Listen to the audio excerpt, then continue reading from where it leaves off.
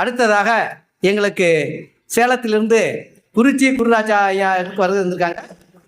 குறிச்சி குருராஜா ஐயா சார் எப்படின்னு கேட்டீங்கன்னா, டைரக்ட் கிளாஸ்லேருந்து எல்லா கிளாஸ் வரைக்கும் இன்னைக்கு நிறைய மாணவர்களை கட்டண வகுப்பின்றி நடத்தி உயர்த்தி, கட்டணம் சேனல்லையும் உயர்த்தி, கட்டணத்துக்குண்டான தன்மையை உணர்த்தி, குறுகாணிக்கை பெற்றவன் தான் குருவாக முடியும் என்ற பழமொழியை சொன்னார். ஜோசியர் எல்லாமே இலவசமாக பார்த்துட்டு இருக்கீங்க, அது நீங்கள் பாருங்க, அது சொந்த விஷயம். ஆனால் தொழிலுக்குன்னு வந்துட்டா அதை இலவசமாக பார்க்கக்கூடாது, கட்டணம் பசு பண்ணுங்க, கட்டணமாக வாங்கன்னு ஒரு நியாயத்தை நிறைவு செஞ்சு இன்னைக்கும் எங்களுக்கு ஒரு அறிவு வழிகாட்டியா இருக்காங்க குறிச்சி குருராஜா சார்னு. அவங்க மேடைக்கு எங்களை கௌரவப்படுத்தி இந்த உரையாற்றும்படி அன்னை நிலையத்தின் சார்பாக அழைக்கின்றோம். ஐயா அவர்கள் அழகான உரையில நம்மளை கௌரவப்படுத்துவாங்க. அவர் அதுக்கு முன்பாக எங்க ஆஸ்ட்ரோ பாலா சார் ஐயா பொன்னாடை பொருத்தி அவர் கௌரவிக்க வேண்டுமாறு அன்புடன் கேட்டுக்கொள்கிறேன். அடுத்து எங்களுக்கு ரொம்ப ரொம்ப சிறப்பாக எனக்கு அழகான ஒரு சந்தோஷத்தை கொடுத்துருக்காங்க. திண்டுக்கல்லில் இருந்து வந்திருக்கேங்க சின்ராசை அவரை மேடைக்கு வந்து அவர் படி கேட்டுக்கொள்கிறேன் சார்.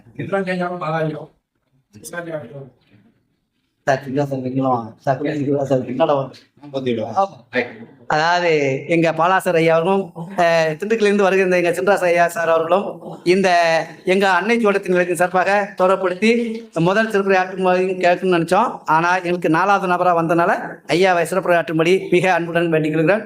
அவரை சார்ந்திருக்க குழுவினர்களெல்லாம் அங்கே அமர்ந்து கொள்ளுங்கள். அடுத்து அழைக்க தயாராக இருக்கிறோம், நீங்களும் பேச தயாராக நன்றி. உரையாற்றும்படி வேண்டுகிறேன் சார். வணக்கம் சார்.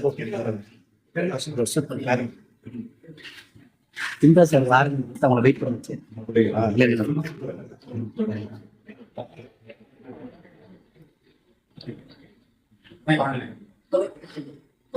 மேடையில் இருக்கும் மூத்த ஜோதிடர்களுக்கும்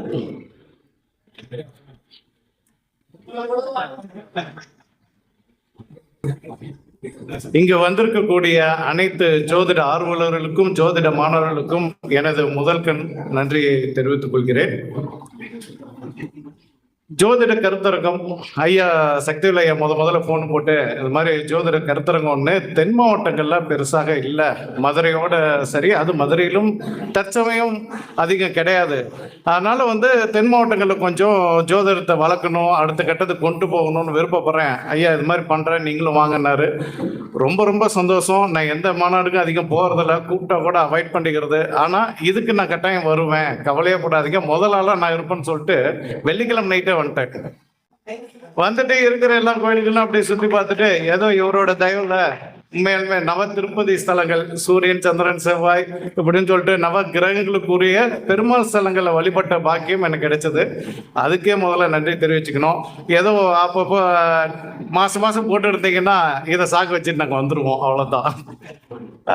கோவில் பயணம்னாவே எனக்கு ரொம்ப பிடிக்கும். அதனால எங்க இருந்தாலும் போயிட்டே இருப்பேன். நிறைய டைம் நீங்க பாப்பீங்க, ஜோதிடம் நான் எழுதுவதை விட நான் இந்த ஊருக்கு போனேன், இங்கே வந்தேன், ட்ராவல் பண்ணேன் அப்படின்னு சொல்லிட்டு ஒரு பதிவு செய்வேன். அதுக்கப்புறம் ஒரு 5 வருஷம் கழிச்சு அதை பார்த்தேன்னா, ஒரு 4 வருஷம் முன்னாடி காசி போயிருந்தேன் இதே டைமில், 3 வருஷம் முன்னாடி காசி போயிருந்தேன் இதே டைமில், போன வருஷம் நவகிரக ஸ்தலங்கள் போயிருந்தேன், இந்த தடவை நவகிரக திருப்பதி போயிருக்கேன். ஸோ ஒவ்வொரு டைமும் அதை ஆய்வுக்கு எடுத்துக்குவேன். இந்த டைமில் கரெக்டாக கோச்சாரத்தில் இந்த பங்குனி மாதத்தில் இந்த காலங்களில் நம்ம ஏதோ ஒரு பயணம் செய்கிறோம், அதுவும் ஒரு ஆய்வுக்கு எடுத்துக்கிறதுக்கு வசதியாக இருக்குன்னு நான் பண்ணுறேன். மற்றபடி விளம்பரத்துக்காகவும் எதுவும் கிடையாது. ஏன்னா டைரியில் எழுதி வச்சா கூட எங்கேயோ மிஸ் ஆகிடுது, ஏதோ போயிடுது. அதனால் அப்படியே பண்ணிவிட்டு அப்படியே கேஷுவலாக அப்படியே ஒவ்வொரு கோயில் வழிபாடுகளும் பண்ணிட்டு போவோம். இன்னைக்கு தேவையான ஒரு தலைப்பு ஒன்று இருக்கு, அதை பொறுத்து பேசலாமா அப்படின்னு பல நேரங்களில் யோசிச்சது உண்டு. இன்றைய ஜோதிடமும் ஜோதிடர்களும், ஆனால் இன்றைய ஜோதிடர்கள்ட்ட எந்த அளவுக்கு பாடுபடுது, எந்த அளவுக்கு அது கேலி கூத்தாகுது அப்படிங்கிறத வச்சு ஒரு விஷயத்த பேசணும் அப்படின்னு விருப்பப்படுறேன். ஏன்னா ஜோதிட கருத்துக்கள்லாம் நம்ம சின்ராச ஐயா போன்றவர்கள் சிறப்பாக சொல்லிடுவாங்க. ஆனால் இதை பேசுறதுக்குன்னு ஒருத்தர் வேணுமே, சரி பேசுவோம். இப்போ நவமணி சண்முகலையா சொன்னார் அழகா, அந்த ஜோதிட நட்சத்திர சார்பலனை ரொம்ப எளிமையாக சொன்னார். ஆனால் எத்தனை பேர் கேட்டோம்னு தெரியல, அவர் சொல்றதை எத்தனை பேர் ஏற்றுக்குவாங்கன்னு தெரியல. அதே இந்த மாதிரி சொன்னோம், ஜோதிட நட்சத்திரத்துக்கு சாரல்லன்னு சொல்லுவேன், எந்த முட்டாள் சொன்னா, எந்த பைத்தியக்காரன் சொன்னா அப்படின்னு அவர் சொல்லியிருந்தாருன்னா ஹிட் ஆயிருக்கும். ஏன்னா இன்னைக்கு அப்படித்தான் இருக்கு. இந்த யூடியூப் ஃபேஸ்புக் வந்த காலத்துல ஜோதிடம் சூப்பரா அப்படி வளர்த்துட்டு போற பாதையில முதல்ல யூடியூப்ல பேசணும், யூடியூப்ல ஜோதிடமும் பேசலாம் அப்படின்னு நம்மளுக்கு அறிமுகப்படுத்தி வச்சது திண்டுக்கல் சின்ராசையா தான். முதல்ல அவருக்கு இந்த நேரத்துல ரொம்ப ரொம்ப நன்றி தெரிவிச்சுக்கிறேன்.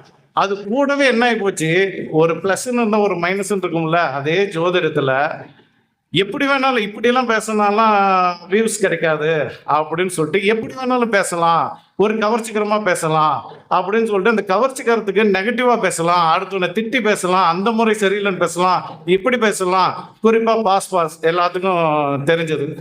ஸோ இந்த மாதிரி தான் எல்லாரும் வந்து ஏதோ ஒரு விதத்தில் அந்த யூடியூப்ல வியூஸ் வரணும், அந்த ஃபேஸ்புக்கில் வியூஸ் வரணும், அந்த பதிவு ஒன்று எழுதனா அதை 4 பேர் ரசிக்கணும் அப்படிங்கிறதுக்காக, அல்லது என்னை தப்பாவது அவன் ரியாக்ட் பண்ணணும் அப்படிங்கிற பேரில் இன்னைக்கு ஒவ்வொருத்தரும் பண்ணிட்டு இருக்கிறாங்க. அதில் எந்த விதத்துலையும் நம்ம ஆதித்ய குருஜியை வந்து சளைத்தவர் இல்லை இந்த இடத்துல. ஏன் இந்த இடத்துல இதை நான் சொல்கிறேன், அவருக்கு நம்ம ஏன் இவ்வளோ தூரம் சொல்கிறோம் அப்படின்னா, உண்மையுமே அந்த மனிதர் வந்து நிறைய ஆய்வுகள் பண்ணிருக்காரு, இல்லைன்னு சொல்ல, மூல நூல்களையும் படிச்சிருக்காரு, இல்லைன்னு சொல்லலை. ஆனால் அவரும் அவங்க மாணவர்கிட்ட ஏதோ விதத்தில் சொல்லி பார்த்துருப்பாரு போல, மாணவர்கள் எல்லாம் கேட்டுட்டு அது ஒரு கேஷுவலாக போயிட்டாரு. திடீர்னு மார்க்கெட்டிங் ஸ்டைலும் ஒன்று கடைபிடிக்கிறாரு. இப்படி பேசினாலாம் ஹிட் ஆக முடியாது, பெரிய ஆள் ஆக முடியாது, 10 பொருத்தமும் 10 பொருத்தத்தை பார்க்காதீங்க, 10 பொருத்தம் அதையும் பார்த்துக்கிட்டு இதையும் பார்த்துக்கோன்னு எத்தனையோ ஜோதிடர்கள் ஜோதிட ஆசான்கள் கடந்த 30-35 வருடமா சொல்லிட்டு தான் இருக்காங்க. ஆனா அப்படியே இவரும் சொல்லி பார்த்தாரு, பெருசா எஃபெக்ட் ஆகல, ரியாக்ட் பண்ணல மக்கள். 10 பொருத்தமும் முட்டாள்தனமும் சொன்னாரு, 10 பொருத்தம் பார்க்குறவங்களாம் முட்டாள்னு சொன்னாரு. உடனே எல்லா ஜோசியரும் கொந்தளிக்கிறாங்க, அவரை திட்டுறனுங்கிற பேர்ல அவரை வளர்த்தி விடுறாங்க. சரி, இது நல்லா இருக்குப்பா, நான் வந்து அப்படியே என்கிட்ட இப்போ நிறைய ஸ்டூடெண்ட் வரேன், அப்போ என்னமோ ஒன்று சொல்கிறாருன்னு சொல்லிட்டு நிறைய பேர் யூடியூப்பில் போகிற வீடியோ வியூஸ் அதிகமாக பார்க்குறாங்க. ஆயிரக்கணக்கில் போனது இன்னைக்கு லேக்ஸ் கணக்கில் போயிட்டுருக்கு. சரி ரைட், இந்த ரூட்டு நல்லா இருக்குது, சரி அப்படியே வண்டி ஓட்டிட்டு இருந்தாரு. ஒரு கட்டத்தில் வியூஸ் குறைஞ்சிருச்சு. அடுத்தது என்ன பண்ணுறாரு, நட்சத்திர சாரத்துக்கு பலன் இல்லைன்னு சொல்கிறாரு. உடனே இப்போ எல்லாரும் ரியாக்ட் பண்ணுறாங்க, மறுபடியும் அதே ஒரு சூழல் போது ஆளுக்கு சண்டை போடுறாங்க. இதுல இருந்து என்ன நான் தெரிஞ்சுக்கிறேன்னா, சர்க்கார் படம் விஜய் ஒன்று வந்ததுங்க, பார்த்தேன். அதில் விஜய் வந்து ஒரு ப்ரெஸ் மீட் கொடுப்பாரு. இங்க இருக்கவங்க பாதி பேர் அறிவில்லாதவங்க அப்படின்றாரு. உடனே எல்லாரும் எந்திரிச்சு கத்துறாங்க, பிடிக்கிறாங்க. ஏன் இப்படி சொன்னீங்க, ஆச்சா போச்சான்னு கத்துறாங்க. உடனே எல்லாரும் அமைதி உட்காருங்க, அப்படியெல்லாம் ஒன்றும் கிடையாது, நான் மன்னிப்பு கேட்டுக்கிறேன் அப்படின்னு சொல்லிட்டு இங்க இருக்கவங்க பாதி பேர் அறிவானவர்கள்னு சொல்றாரு. உடனே எல்லாரும் என்ன சொல்றாங்க, ஓ நம்மளாம் அறிவானவர் போல அப்படின்னு அதுக்கு வந்து சந்தோஷமா ரியாக்ட் பண்றாங்க. அப்போ இதுதான் டிஜிட்டல் மார்க்கெட்டிங்கோட ஸ்ட்ராட்டஜி. டிஜிட்டல் மார்க்கெட்டிங்ல முக்கியமான விஷயங்களே இதுதான். ஒருத்தனை வந்து அறிவானவர்கள் சொல்லும் போது எதுவும் சொல்லலை, அவனை முட்டான்னு சொன்னா அவன் ரியாக்ட் பண்றான். ஸோ இந்த ஸ்ட்ராட்டஜி தான். அந்த படத்தை பார்த்துட்டு சொல்றாரா பார்க்காம சொல்றாரான்னு எனக்கு தெரியாது, அவர் ஜாதகத்தை நான் ஒன்றும் பார்க்கல. ஆனா இதை கரெக்டா ஃபாலோ பண்றாருன்னு நான் சொல்றேன். இதை தான் கரெக்டா ஃபாலோ பண்ணி அழகா காய் நகர்த்துட்டு போறாரு. ஸோ இந்த மாதிரி விஷயத்துக்கு அவருக்கு தேவை. இப்ப நட்சத்திர சார பலன் இல்லைன்னு சொல்றாரா, அடுத்தது என்ன நம்ம சொல்லுவாரு, ஒரு 2 இயர்ஸ் எடுத்துக்கோங்க, ஒரு ஸ்ட்ராட்டஜி எடுத்துக்கோங்க. எப்ப லக்னம்ங்கிறது ஒன்னே போய்ப்பா, அது ஒரு கற்பனை பண்றவாரு. அதுக்கு அடுத்தது எங்க வந்து நிப்பாரு, நவகிரகங்கள் மட்டும்தான் இருக்கு, வேற எதுவுமே இல்ல, 4 நட்சத்திரம் வாரம் இது எதுவுமே இல்லைன்ட்டு வந்து நிப்பாரு. எதை அதிகம் பாக்குறது சொல்லும் போது மாணவர்கள் வந்து ஐயா இதுக்கு என்னங்க விளக்குன்னு சொல்லிட்டு ஒரு சில வீடியோவை எனக்கு அனுப்பிவிடுவாங்க. ஸோ அதன் அடிப்படையில் அந்த வீடியோ பார்ப்பேன், அதுக்கு வகுப்புலேயே அதுக்கு உண்டான ஆன்சர் என்னவோ சொல்லிடுவேன். பொது வெளியில கூட பெருசா எழுத மாட்டேன், விட்டுறது. அப்படி புரியாத புதிர் அப்படின்னு சொல்லிட்டு ஆதித்ய குருஜி ஐயா குழுவுல என்ன போடுறாங்க, ஒருத்தர் என்னன்னா நியூமராலஜி படிதான் எல்லாமே வேலை செய்யுதுங்கிறாரு. இன்னொருத்தர் என்னடானா நட்சத்திரத்தில் பலன் இல்லைன்றாரு. ஒருத்தர் சுபத்துவம் சூட்சும உள்ளுங்கிற ஒரு கான்செப்டை சொல்றாரு. ஒருத்தர் ராஜநாடி தான் பெஸ்ட்ன்னு சொல்றாரு, மற்றதெல்லாம் வேஸ்ட், பற்றது குறைக்கு மற்ற ஜோதிடர்களும் ஏமாற்று வேலை செய்கிறாங்க அப்படின்னு சொல்றாரு. ஒருவர் லக்னம் வளர்ந்துகிட்டே போதுன்றாரு. ஒருவர் சாதாரணமாக லக்னத்தை வைத்து பலன் சொன்னாதான் வரும் அப்படின்றாரு. ஒருவர் உயிர் பொருள் என தனி ரூட்டில் தனி தியரி ஒன்று சொல்லிக்கிட்டு போறாரு. ஒருவர் பெயரை சூரிய என்பதை சூரியகாந்த் என்று மாற்றினால் நீங்க சூப்பர் ஸ்டார் ஆயிருவீங்க அப்படின்னு ஒருத்தர் பெயரில் ஜோதிடன்கிற பேர்ல சொல்றாரு. ஒரு கூட்டம் வாக்கியம் தான் பெஸ்ட்னுக்குது, ஒரு கூட்டம் திருக்கணிதம் தான் பெஸ்ட்னுக்குது, ஒரு கூட்டம் சார ஜோதிடத்தில் தான் அனைத்தும் இருக்கிறது என்கிறார். ஒருவர் பிறந்த கால ஜாதகமே தலைகளாக இருந்தாலும் முத்த நேரம் வைத்தே அவரை தலையெழுத்த மாற்றலாம் அப்படின்றாரு. ஒரு கூட்டம் எல்லாம் கர்மப்படிதான் அனுபவிக்க வேண்டும், நடப்பது நடந்தே தான் தீரும், பரிகாரங்களே இல்லை அப்படின்னு சொல்றாங்க. கோயம்புத்தூர் ஜோதிடர் பரிகாரங்கள் அனுபவத்தில் பல மாற்றங்கள் கொண்டு வந்திருக்கிறது என்றார். ஒருவர் திதிகரண யோகம் கரணம் அப்படின்னு தாண்டவம் ஆடிட்டு இருக்கிறாரு. பற்றாக்குறைக்கு ஒருத்தர் யூடியூப்ல உங்க ராசிக்கு 1700 வருஷத்துக்கு பிறகு நடக்க போகும் அதிசயம், மறக்காம லைக் பண்ணுங்க, சப்ஸ்கிரைப் பண்ணுங்க அப்படின்னு சொல்றாங்க. ஒரு 14 பாயிண்ட்டை அவர் குரூப்ல போட்டாங்க. இன்னைக்கு அந்த மெசேஜ் இல்லை, இன்னைக்கு அந்த மெசேஜ் இல்லை. அப்போ இதனால என்ன நடக்குது? இப்போ ஏஎல்பி பொதுவுடமூர்த்தி ஐயான்னு ஒருத்தர் இருக்கிறார். அவர் 2018 என்ன பண்றாருன்னா, ஏஎல்பி ஜோதிடம் லக்னம் 10 வருஷத்துக்கு ஒரு தடவை வளருது அப்படின்னு சொல்லிட்டு ஒரு புத்தகத்தை எழுதி இருக்கிற எல்லா ஜோதிடர்களையும் பிள்ளையார்பட்டியில இணைச்சு நான் இந்த மாதிரி ஒரு விஷயத்த ஆய்வு பண்ணிட்டு இருந்தேன். அந்த ஆய்வு பிரகாரம் இப்படிலாம் பலன் சொல்றதுக்கு நல்லா இருக்கு அப்படின்னு ஒரு புத்தகத்தை வெளியிட்டு எல்லாத்துக்கும் சொன்னாரு. ஆனா அதன் பிரகாரம் நடக்குதா நடக்கலையா அந்த விஷயத்துக்கு நான் வரல. ஆனா எந்த ஜோதிடரும் அதை எதிர்த்து பதிவு செய்யல, எந்த ஜோதிடரும் சண்டைக்கு போல. ஆனா அதே போலதான் அவரோட வகுப்புல இந்த ஜோதிட முறை தான் பெஸ்ட், மற்றதெல்லாம் வேஸ்ட்னுங்கிற மாதிரி சொன்னாரு. நானும் அதுல ஒரு நாள் வகுப்பு ஒரு தடவை சேலத்துல போட்டிருந்தப்போ 2017-16 போட்டிருந்தப்ப போயிருந்தேன். இந்த மாதிரி சொல்லியிருந்தாரு. அடரா என்னடா இப்படி சொல்றாங்க, இதுதான் பெஸ்ட், மற்ற எல்லாம் வேஸ்ட்னு மற்ற ஜோதிட முறையவே ஒரு மாதிரி பேசுறாங்களேன்னு வருத்தப்பட்டேன். அதுக்கப்புறம் அவர் சொன்னதுல நம்ம ஆய்வு பண்ணி பார்க்கலான்னு பார்க்குறோம். அது பிளஸ் ஆர் மைனஸ், அது தனியாக விட்டுருக்கேன். அடுத்தது திதிகரண யோகம் சொல்லிட்டு நம்ம ஐயா தனிகாச்சலம் ஐயா அவரும் இதே மாதிரிதான் திதி கர்ணம் யோகம் நட்சத்திரம் நாள் இதை வச்சும் சிறப்பாக பலன் சொல்ல முடியும் அப்படின்னு சொல்றாரு. அப்படி சொன்ன உடனே என்ன ஆகுது அப்படின்னு பார்த்துக்கிட்டோம்னா, சரி இது பிரகாரமும் ஏதோ இருக்குதே உள்ள போறோம், சரி ரைட்டு அதில் இருக்கிற நல்ல கருத்துக்கள்லாம் எடுத்துக்குவோம், மற்றபடி வேற எதுவும் வேணாம் அப்படின்னு சொல்லிட்டு அப்படியே நம்ம எடுத்துக்கிட்டு நமக்கு என்ன தோணுதோ அது மட்டும் போறோம். மற்றவங்க முழு அடிப்படையிலுமே அப்படி போறாங்க, அது அவரவர் விருப்பம். ஆனா அவரு வகுப்புல என்ன சொல்றாரு, என் முறைதான் பெஸ்ட், மற்றவங்களதெல்லாம் சரியில்லை, இதுல இதுல பலன் சொல்ல முடியுமா அப்படின்னு பேசுறாரு. இது என்னன்னா புதுசா வந்த மாணவர்களுக்கு என்னமோன்னு சொல்றாரு போ அப்படின்னும். ஆனா ஏற்கனவே சொல்லி கொடுத்துட்டு இருக்கிற ஆசிரியர்களோ ஜோதிடர்களோ இத்தனை வருஷம் பார்த்தவங்களோ இவர் என்ன தற்பெருமை பேசிட்டு இருக்கிறாரு அப்படின்னு தான் தோணும். ஸோ இவங்க 2 பேருமே எனது நண்பர்கள் தான். இவங்க 2 பேருமே பொது இடத்துல எங்கேயும் உன் முறை சரியில்லை என் முறை சரியில்லைன்னு எந்த குற்றமும் சொல்ல கிடையாதுங்க. அவங்கவுங்க முறை, என் முறை பெஸ்ட்டு, என்னது இப்படிலாம் பலன் சொல்ல முடியும் அப்படின்னு தான் எல்லா இடத்துலையும் பேசுறாங்க. பொதுமக்கள்கிட்ட எந்த ரியாக்டும் பெருசா இல்லை. ஆனா ஆதித்ய குருஜி ஐயா என்ன பண்றாரு அப்படின்னு பார்த்துக்கிட்டா, அவர் பேசுற விதம் தான் சொன்ன பார்த்தீங்களா, இங்க இருக்கவங்க பாதி பேர் அறிவானவர்கள் அப்படின்னு சொன்னோன்னே எந்த ரியாக்டும் இல்லை, பாதி பேர் அறிவில்லாதவர்கள் சொன்னோன்னே ரியாக்ட் ஆகுற மாதிரி 10 பொருத்தமும் முட்டாள்தனமும் அப்படின்னு சொன்னோன்னே எல்லாரும் ரியாக்ட் பண்றீங்க. நட்சத்திர பலன் சாரம் இல்லைன்னு சொன்னோன்னா ரியாக்ட் பண்றோம். ஆனா அவருக்கு ஒரு கூட்டு சொல்றாரு.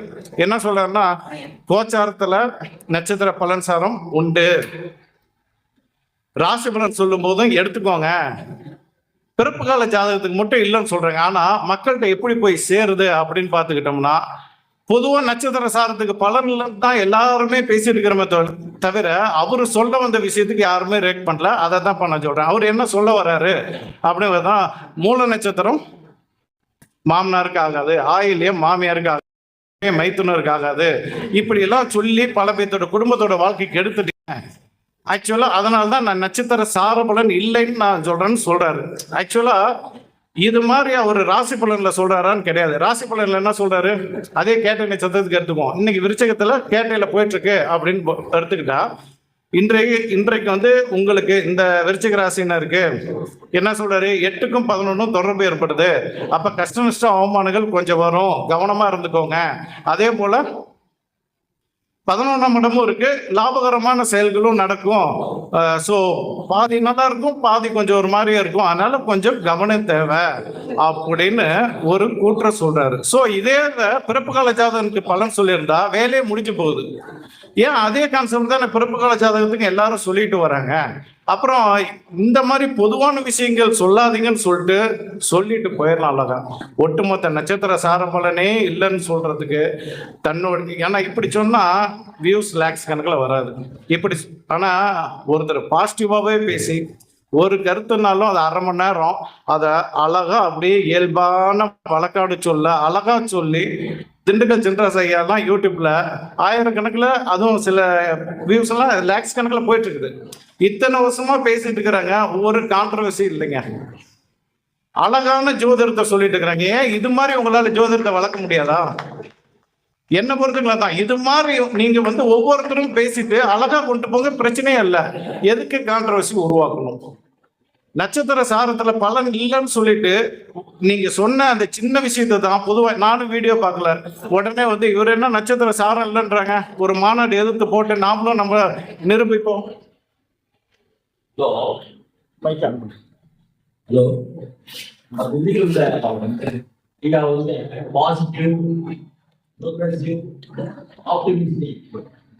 அந்த வழியில் அவர் எதிர்ஸ்ல போட்டாங்க. அதனால அவருடைய வாழ்க்கை செழிப்பு மலரும்.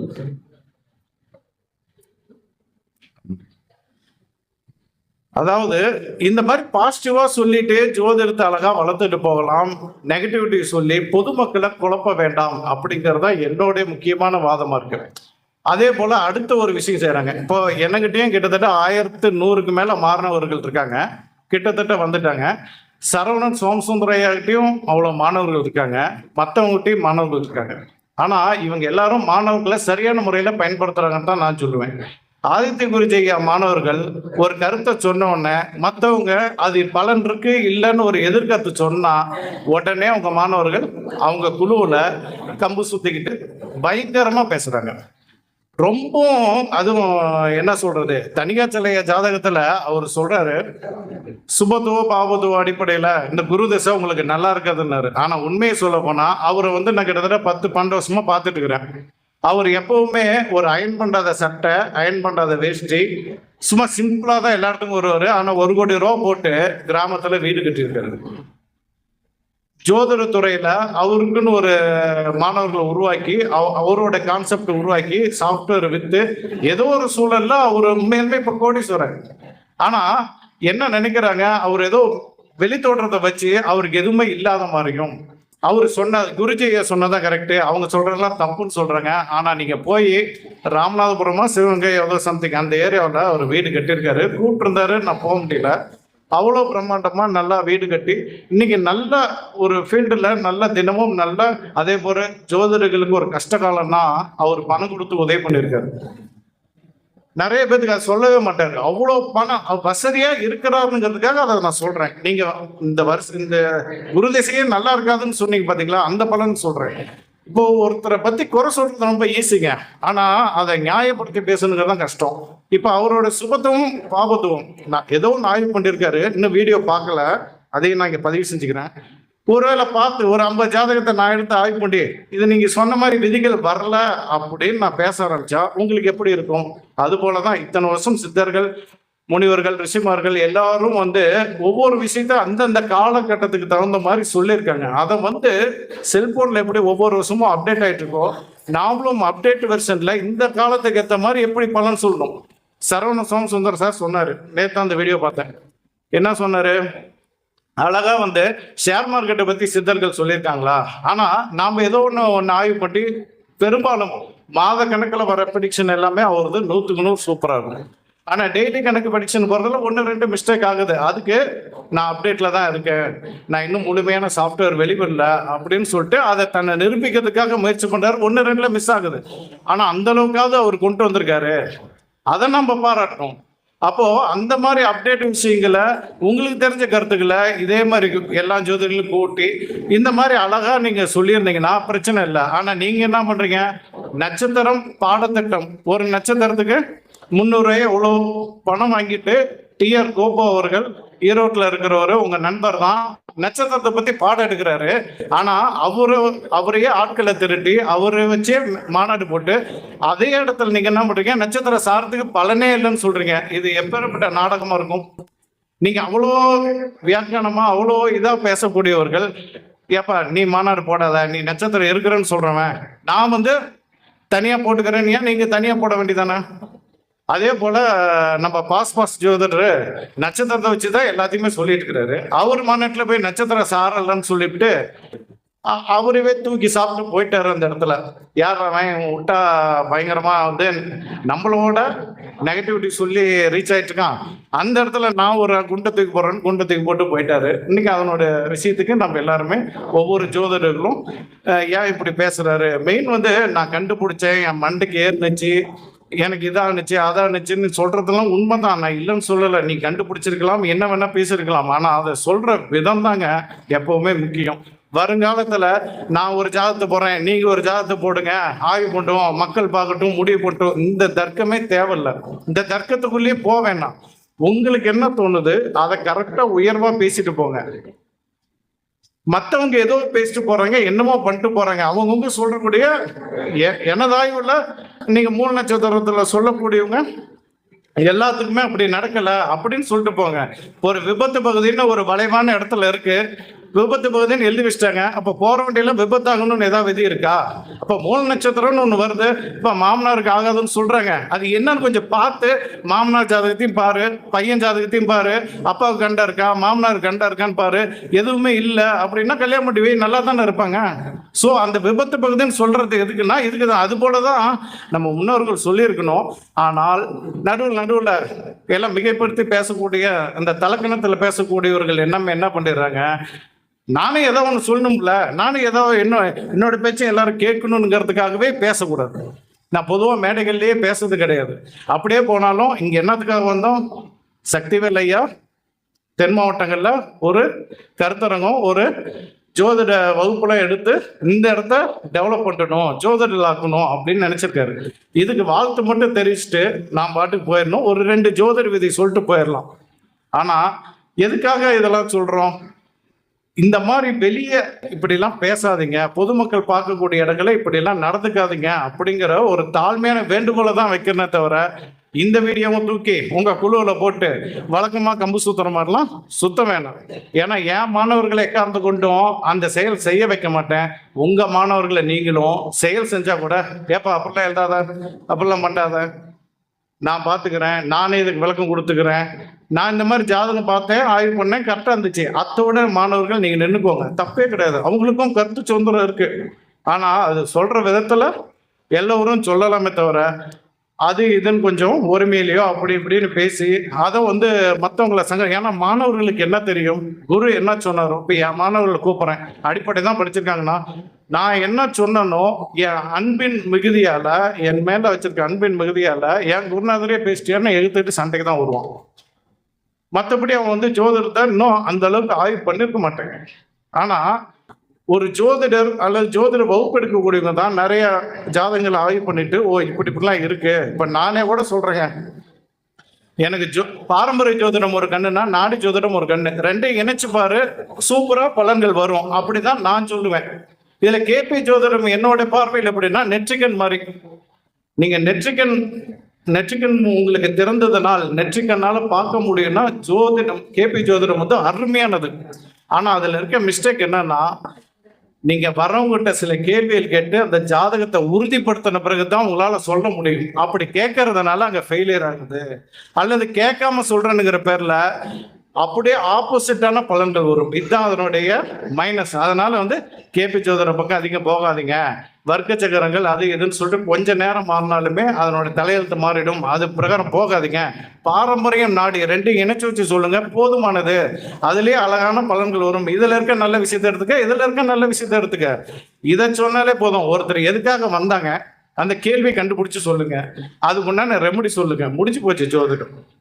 அதை விட்டுட்டு அது இது என்ன, அவன் இன்னைக்கு என்ன சட்டை போட்டான், என்ன கலர் சட்டை போட்டான், என்ன கலர் பேண்ட் போட்டான், என்ன கலர் ஜட்டி போட்டான்லாம் கேட்டு ஒரு ஜோதிடர் கோயம்புத்தூர் பக்கம் வேணாம், அதுக்கு உள்ள இருக்க மாவட்டத்தை சொல்ல வரும்ல, ஒரு பெண்கிட்ட தொடர்ச்சி அப்படியே கேட்டு, இல்ல என் ஜோதிடம் பொய்க்காது, வீடியோ காலில் நீ வந்து வீடியோ போட்டு காட்டு அப்படின்னு சொல்லி அந்த பொண்ணு ஸ்டேஷன்ல கம்ப்ளைண்ட் கொடுத்து ஏகப்பட்ட சிக்கலான விஷயங்களும் உண்டு.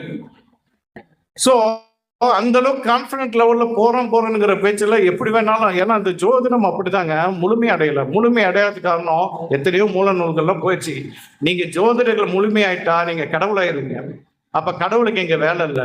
அதனால ஒரு குறிப்பிட்ட விஷயங்கள் தான் கடவுள் கொடுத்து மீதெல்லாம் கடவுள் கையில ஒப்படைச்சு விட்டு அவங்க பார்த்துக்கிட்டோம் அப்படின்னு சொல்லிட்டு நானே சொல்லுவேன். ஒரு விஷயம் நடக்காதுன்னு கூட சொல்லுவோம். இருந்தாலும் இறைவன் இருக்காருமா, கவலைப்படாத, நீ போய் இந்த பரிகாரங்கள் அல்லது இந்த கோயில் வழிபாடுகள் பண்ணி பாருங்க, ஏதோ ஒரு நல்லது நடந்துச்சுன்னா ரொம்ப சந்தோஷம் அப்படின்னு சொல்லிட்டு நம்ம வழி நடத்தி அனுப்பி விட்றோம். அது போதுமானது நம்மளுக்கு. வேற ஒன்றும் இங்க பெருசா நம்மளுக்கு எதுவும் தேவையே இல்லைன்ற அதை நாம் காமிச்சிட்டோம்னா இறைவன் அவங்களுக்கு அந்த கர்மாவை குறைக்கணும்னு இருந்தா குறைச்சு கொடுக்குறாரு, இல்லைன்னா இல்லைன்னு முடிவு பண்ணிட்டு போயிறாரு. அதுவும் ஜோதிடத்துல இருக்கு. இருந்தாலும் ஒரு முயற்சி தன் மெய் வருத்த கூலி தரும்னு சொல்லியிருக்காங்க. ஸோ தொடர்ந்து முயற்சி பண்ணியிருந்தா எப்பேற்பட்ட விஷயங்களும் மாற்ற முடியும் அப்படிங்கிறதும் ஒரு சான்று இருக்கு. அதனால தொடர்ந்து இறைவனிடம் வேண்டிக்கோங்க. ஜோதிடர்கள் இறைவன் கிடையாது.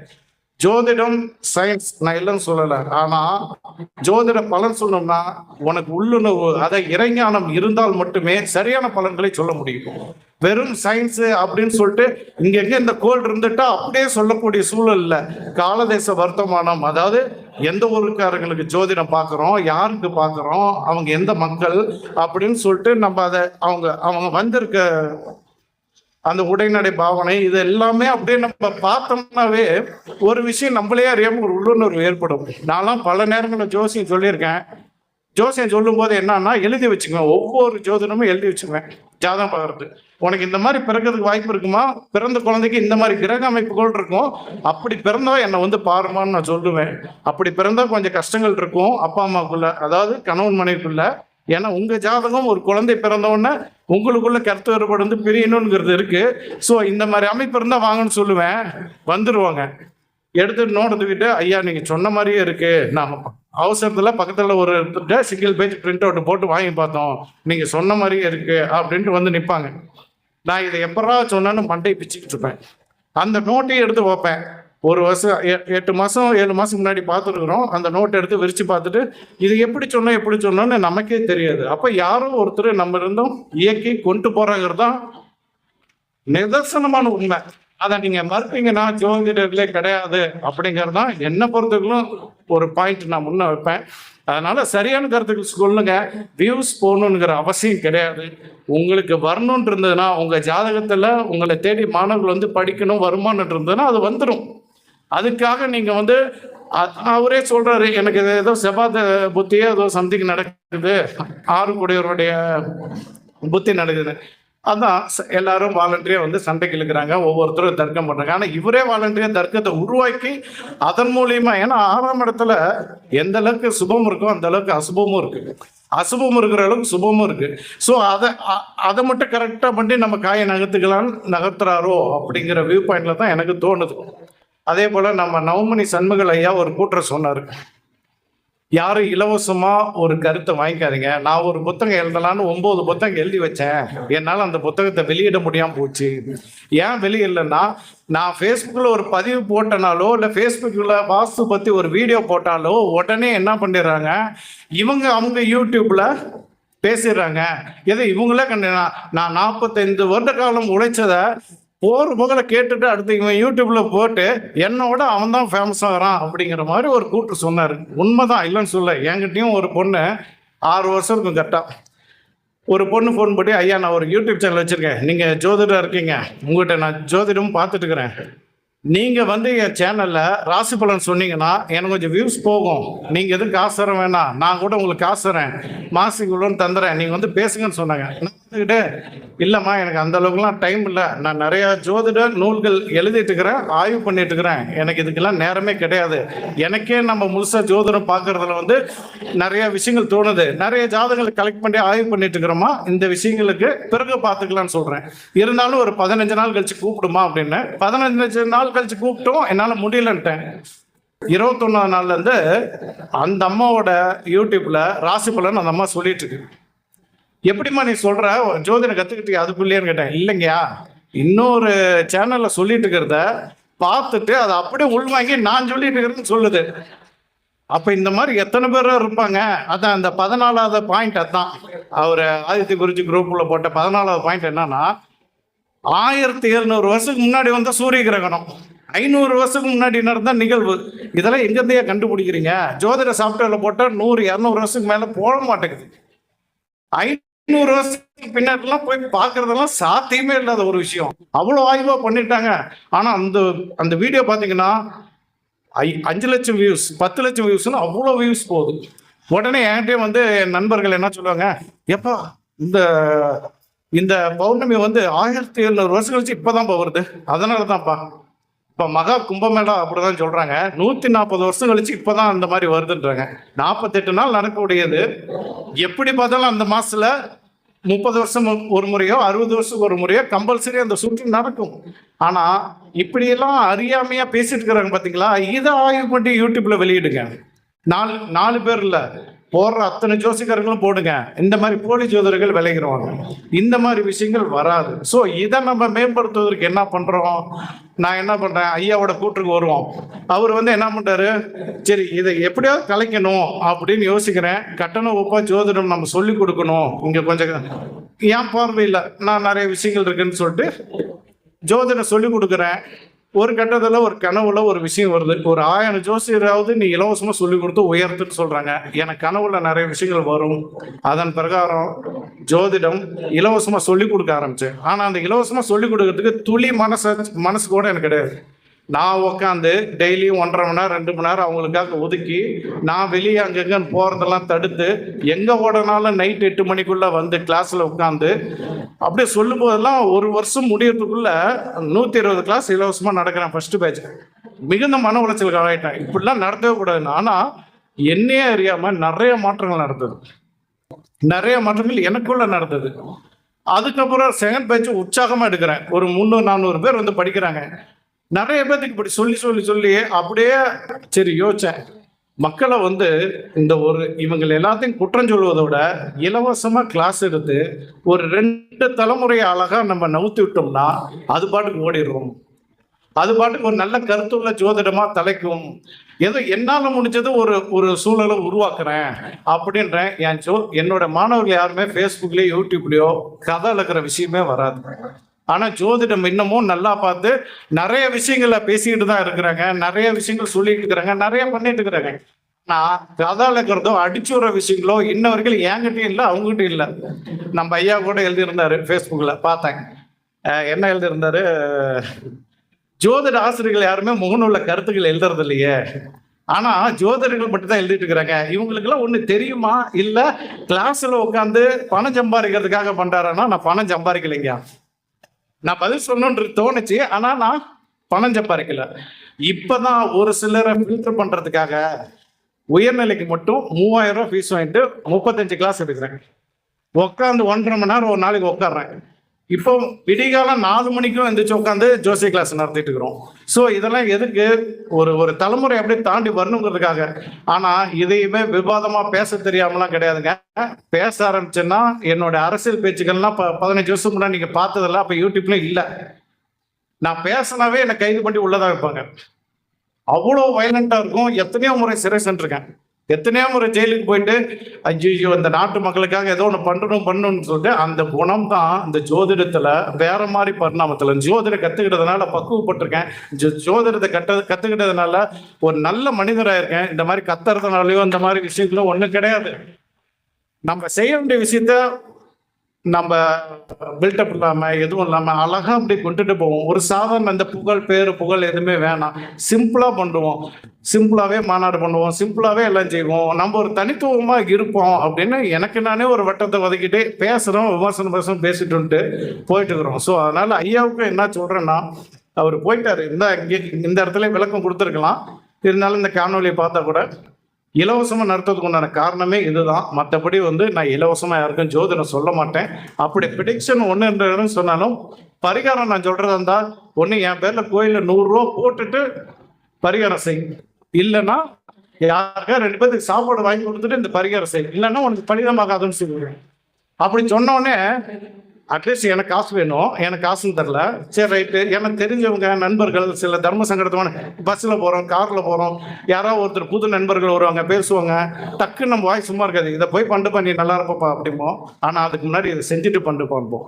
ஏன்னா இந்த இடத்துல நம்ம வந்து காசுக்காக தான் சொன்னோன்னு அவங்க மனசு வரக்கூடாது அப்படிங்கிறதுக்காக அந்த விஷயத்த சொல்லிட்டு நாம் செய்யக்கூடிய ஒரு நபராக இருக்கும். ஸோ அதனால் இனி வருங்காலமாவது ஆதித்ய குருஜி ஆகட்டும் சரி, மற்ற ஜோதிட மாணவர்கள் ஆசிரியர்கள்ட்டையும் சரி, எல்லாத்துக்கும் நான் கேட்டுக்கிற ஒரு ரெக்வஸ்டான விஷயம் என்னன்னா, எல்லாரும் பேசுங்க. ஜோதிடம் என்பது தர்க்கம் பண்ணிதாகணும், அது ஜோதிடர்களுக்குள்ள பேசுங்க. யூடியூப்லாம் ஆஃப் பண்ணிருங்க. யூடியூப் போய் லைவ் போடாதீங்க. லைவ் போடாம 100 பேர் 200 பேர் 500 பேர் அந்த ஹாலில் இருந்தாலும் அந்த இடத்துல அது பேசுங்க. பொதுமக்கள் பார்வைக்கு போகிற அளவுக்கு கொண்டு போகாத தர்க்கமா பேசுங்க அப்படின்னு சிறந்தாழ்ந்து கேட்டுக்கொண்டு விடைபெறுகிறேன். நன்றி, வணக்கம்.